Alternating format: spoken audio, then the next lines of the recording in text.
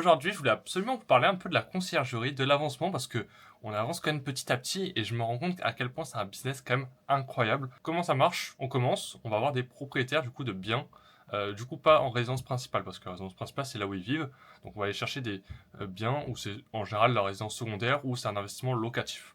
Où du coup bah il y a personne dedans et le but c'est de le louer derrière pour faire de la rentabilité.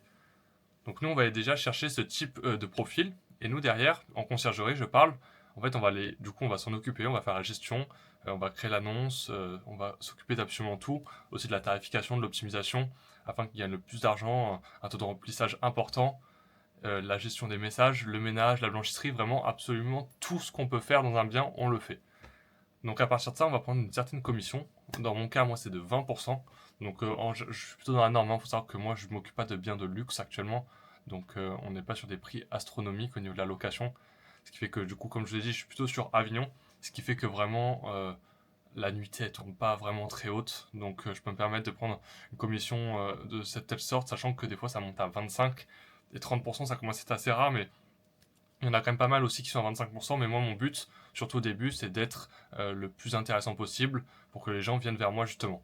Donc d'un côté, il y a ce premier business, et ensuite, il y a un second business qui est la sous-location.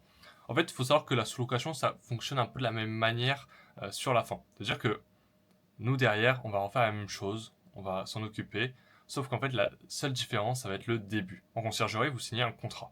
Alors que plutôt en sous-location, bah là, on va signer un bail. Pourquoi? Parce qu'en sous-location, on va être, si vous voulez, le locataire. En fait, comme un locataire classique, on va louer le bien, et derrière, nous, on va le sous-louer, et on va faire de la courte durée avec. C'est pour ça que je vous dis, en fait, il y a vraiment que le début qui change, où sur une conciergerie, on signe un contrat, là, on signe un bail comme un locataire classique, mais derrière, la même. En fait, derrière, c'est vraiment exactement la même chose. Donc, qu'est-ce que ça a comme avantage et comme inconvénient? Conciergerie, c'est en général un peu moins rentable, mais d'un côté, c'est plus de sécurité, parce qu'en fait, on prend vraiment absolument zéro risque, parce que on prend de l'argent seulement sur les bénéfices. C'est-à-dire que le bien se loue pas, bah nous, on s'en, on s'en fout pas, parce que bah, derrière, c'est comme ça qu'on fait notre bénéfice, mais ça va pas nous impacter, plus que ça, à part sur du coup, comme je vous l'ai dit, notre salaire. Mais sur ça, on va pas perdre forcément d'argent, alors que la sous-location, ça va être plutôt l'inverse. On a plus moyen de faire plus d'argent, mais derrière, aussi plus moyen de perdre de l'argent. Pourquoi? Bah parce que, du coup, admettons, je sais pas, vous payez un loyer sur Avignon à 450 euros. Bah derrière, se dire qu'en courte durée, vous n'allez pas faire plus de 450 euros, bah vous allez perdre de l'argent. Donc là, il faut être vraiment sûr de son coût, de la rentabilité du bien. Il faut avoir fait des tests, des calculs. Il faut vraiment bien connaître le terrain. Donc ça, c'est des choses que j'ai appris aussi au fil du temps. C'est pour ça que j'ai quand même pris ce bien sous location parce qu'il avait beaucoup d'avantages et qu'en fait, je suis un peu sécurisé aussi avec le Festival d'Avignon, qui est une période où on fait beaucoup d'argent sur Avignon. Donc j'étais plutôt tranquille sur ce point de vue-là. Mais voilà, en fait, ça consiste, on paye un loyer du coup comme un locataire classique. Et derrière, on reloue en courte durée. C'est-à-dire qu'en fait, je sais pas, admettons, sur le Festival d'Avignon, j'arrive à me faire 4000 euros. J'en sais rien, hein, je vous dis ça au pif. 4000 euros sur un mois. Bah, moi, je paye 430 euros de loyer. Bah, derrière, se dire que sur le mois de juillet, je vais me faire 3600 euros. Et là, celui qui je loue bien, il va rien prendre dessus. C'est-à-dire que moi, je l'ai loué comme un locataire classique et il m'a autorisé à le sous-louer. Donc derrière, c'est moi qui récupère tout. Je prends pas de commission comme la conciergerie, c'est là où c'est la différence, où comme je vous dis, on peut gagner plus d'argent. Donc voilà, vous avez ces deux business. Après, il faut savoir que en sous-location, on est très vite limité. Je vous donne un exemple. À Avignon, je suis limité à seulement deux biens sous-location. Donc c'est pour ça aussi que c'est important que je les choisisse vraiment bien, surtout au début. Mais après, vous allez avoir plein d'autres villes qui vont être super bien pour ça. Ça va dépendre de la ville où vous êtes, où vous allez avoir plus ou moins de restrictions. Il faut savoir qu'Avignon Intramuros, c'est toujours un peu compliqué. Voilà. C'est un centre historique, il y a déjà beaucoup de tourisme. Donc en fait, c'est des villes en général qui veulent déjà limiter un peu le tourisme. Et en fait, pour la faire simple, il y a des gens qui vivent à l'année mais qui n'arrivent pas à trouver de logement parce que justement il y a trop de gens qui font de la courte durée. C'est pour ça qu'en général qu'ils donnent des restrictions. Donc ça du coup c'est les deux business que je fais. Conciergerie sous location. Là ça va faire ouais, 2-3 mois que je me donne à fond. Ça prend beaucoup de temps. En fait il faut savoir que les photos, actuellement, dites-vous, il fait vraiment pas beau à Avignon. Sauf que moi, je peux pas attendre qu'il fasse beau pour commencer à faire mon job. Donc, ce que je fais, c'est que je travaille beaucoup avec l'IA, avec des applications, l'intelligence artificielle. Et derrière, en fait, ça me permet d'augmenter la luminosité. Alors que dans le logement, il fait vraiment pas. Il n'y a pas beaucoup de lumière. Mais en fait, du coup, c'est jouer un peu sur tout ça. Où on essaye de trouver des solutions à nos problèmes. Et du coup, je commence par ça. Après aussi, bien sûr, j'ai déjà utilisé Airbnb Booking, c'est des plateformes que je connais bien, mais pareil, le channel manager, j'ai jamais forcément eu d'expérience avec. Donc pareil, je passe aussi par une agence pour tout ce qui est tarification dynamique. Ça, je laisse faire le boulot. Ce qui paraît vraiment le pourcentage qu'on va récupérer derrière par rapport à ce que je vais payer. Franchement, normalement, c'est censé être vraiment très intéressant.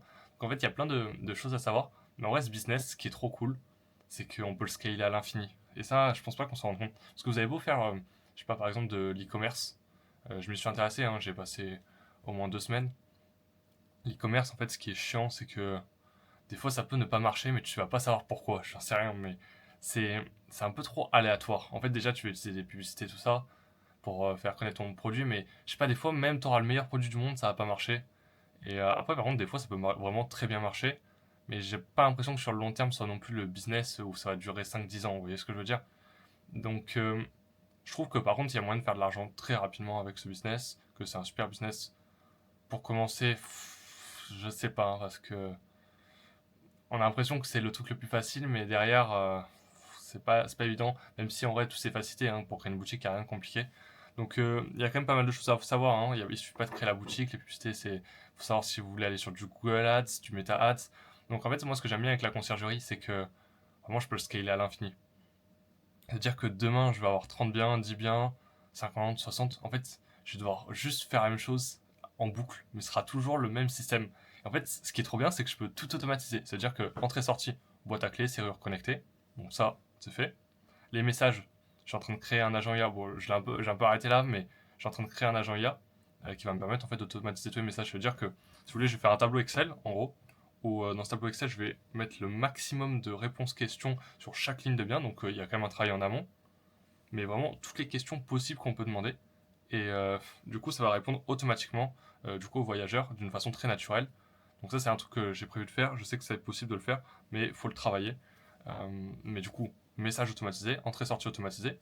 Bah, ménage blanchisserie, c'est pas vous qui le faites.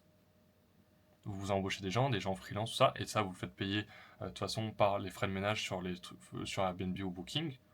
Donc ça, c'est fait. Et derrière, bah, il vous reste plus 10 000 choses. En fait, après, derrière, qu'est-ce que vous allez devoir faire? Si vraiment vous commencez à un peu à vous délaisser de votre business et vous voulez aller encore plus loin, bah, vous embauchez une gouvernante qui elle va faire un peu le travail que vous faites actuellement. Dire que bah, les annonces, il faut bien les faire quand même. Au bout d'un moment, vous prenez de nouveaux biens, il faut les créer, les annonces, faut prendre les photos. Même si vous travaillez avec l'IA, l'image, il faut quand même prendre les photos, il faut aller voir le bien. Donc c'est pour ça que je vous dis, il faut avoir quand même une gouvernante si vraiment vous voulez tout automatiser, mais vous la payez, vous lui donnez un bon salaire. Et en fait, vraiment, vous pouvez tout automatiser. Moi, j'ai plein d'idées derrière ce business. Il y a tellement de choses à faire derrière. En fait, faut pas juste s'arrêter à la conciergerie. Derrière, il y a plein de choses à faire. C'est pour ça qu'en fait, c'est juste incroyable. Et le business, vraiment, ça fait un bon moment là que je suis dessus, que je m'informe à fond. Et vraiment, quand je vous dis que je m'y mets à fond, je m'y mets à fond, hein. En vrai, il est juste incroyable le business. No joke. En fait, oui, souvent ça fait peur le fait qu'il y ait des problèmes de locataires, tout ci, tout ça, mais ça arrive pas tout le temps déjà, faut arrêter de voir toujours le mal dans un business, il y a du mal partout de toute façon. Et puis, franchement, tous les problèmes ils se règlent. J'ai jamais eu pour l'instant ce genre de problème, mais. Et je touche du bois, hein. Euh, j'ai mon bureau en bois là. Mais ce que je veux dire, c'est que de toute façon, ça fait partie du jeu et si ça doit arriver, ça arrivera et on s'en occupera, vous voyez. Mais de toute façon, vous avez des trucs chiants dans chaque business, mais je trouve que vraiment, après avoir discuté même avec des gens qui étaient dans ce business-là depuis un bon moment, qui sont venus vers moi et tout, parce qu'ils m'ont vu à travers sur Instagram et tout, c'est un business qui est incroyable, il y a tellement de choses à faire derrière. Et comme je vous ai dit, tout s'automatise, ce qui fait que oh, c'est incroyable. Et en vrai, vous avez quoi comme business? Non, vous avez le trading, l'e-commerce. Après, en fait, tout ce qui est bourse, ce qui est chiant, et je m'en suis rendu compte, hein, j'ai fait plein de vidéos sur la bourse, c'est qu'il faut avoir de l'argent hein, pour gagner de l'argent avec la bourse. Dire oui, ok, vous avez les intérêts composés si vous investissez 100 euros tous les jours, mais il faut attendre quoi, 10 ans? J'ai pas 10 ans devant moi. J'ai j'ai un rêve là qui attend que je fasse de l'argent là, que je me bouge là. Et si dans un an, ma carrière elle est pas lancée, mais pour de vrai, et que je m'y mets pas à fond, je vais être fini quoi. Donc je peux pas attendre 10 ans, même 5 ans, c'est impossible. Et ça, en plus, il y a moyen d'aller vite hein, sur ce que je fais. L'acquisition, justement, je suis partenaire avec quelqu'un là qui m'aide à acquérir des clients. C'est la partie pour moi qui est la plus compliquée. Mais là, vous voyez que ça marche. J'ai fait rentrer déjà deux personnes, sachant que déjà le premier, c'est chaud en vrai hein, de faire rentrer les premiers parce que bah, forcément, t'as jamais eu de bien avant. Et après, pour moi, l'étape encore qui va être importante, c'est atteindre les 10. Pour moi, une fois que tu as atteint les 10, tu commences à être une conciergerie quand même qui, malgré tout, commence à avoir des biens. Je trouve que 10, c'est un bon palier. 5 non, mais 10, c'est un palier qui est pas mal. Pour moi, quand on a 10, les 30, tu vas aller chercher à une vitesse. Parce que t'as déjà créé du contact, du réseau, tu vas te faire connaître, ça va aller tellement vite. Et après, une fois que tu as 30, t'en fais 50, mais tout va tellement vite après. C'est ça qui est incroyable. Mais en tout cas, j'aimerais bien vous partager là, dans la suite des vidéos un peu le parcours. Mais en fait, le problème, c'est que je le partage déjà sur Instagram. Mais je voudrais, si ça vous intéresse, vous parler davantage de la conciergerie, de comment ça marche, si vous avez des questions même, d'y répondre en vidéo. Ça me ferait vachement plaisir parce que il y a tellement de choses qui sont intéressantes dedans. C'est un business qui est tellement intéressant. Et en vrai, je trouve c'est dommage que pas plus de gens se mettent là-dedans, même la sous-location. Hein. C'est très peu connu. Hein. La conciergerie, c'est pas mal connu, mais la sous-location, personne ne connaît. Et il y a tellement d'argent à se faire. En fait, rien que si vous prenez 2 biens en sous-location, je sais pas, vous pouvez déjà vous faire un petit revenu en plus à 1 500 € par mois. C'est énorme. En fait, vous passez très peu de temps dessus. Et je sais pas, vous mettez 1 500 € dans la poche en plus de votre travail. Et ça vous demande très peu de temps. Et c'est plein de choses comme ça qui peuvent faire que vous pouvez gagner tellement, tellement facilement et c'est pas compliqué. Bien sûr, il y a plein de choses à savoir, mais une fois qu'on les sait, ça peut aller tellement vite. Bon, en tout cas, j'espère que la vidéo vous a plu. Et n'hésitez pas à me dire du coup en commentaire si vous avez envie de plus de vidéos sur la conciergerie, la sous-location, si vous avez des questions particulières, au moins j'y réponds. Et moi, ça me fait trop plaisir en tout cas de vous en parler.